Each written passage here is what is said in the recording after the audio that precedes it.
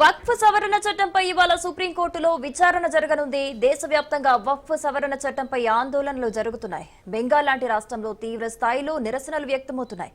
ఆఖరికి హిందువులు ఇళ్లను ఖాళీ చేసి పారిపోతూ పాఠశాలల వసతి గృహాల్లో తలదాచుకుంటున్నారు.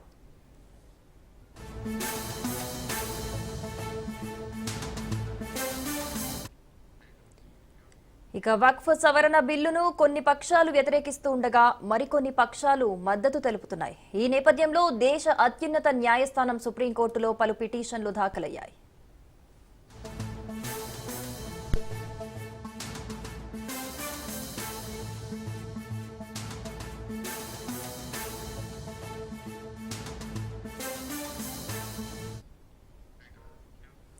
వక్ఫ్ సవరణ చట్టాన్ని సవాల్ చేస్తూ వైసీపీ పిల్ దాఖలు చేయగా సుప్రీంకోర్టులో ఐటమ్ 86 గా లిస్ట్ అయింది. త్రిసభ్య ధర్మాసనం నేడు విచారణ చేపట్టనుంది. వక్ఫ్ చట్టం రాజ్యాంగ విరుద్ధమంటున్న వైసీపీ పిటిషన్పై నేడు న్యాయస్థానం ఏ విధమైన తీర్పును వెలువరించింది అనేది ఉత్కంఠ రేపుతోంది.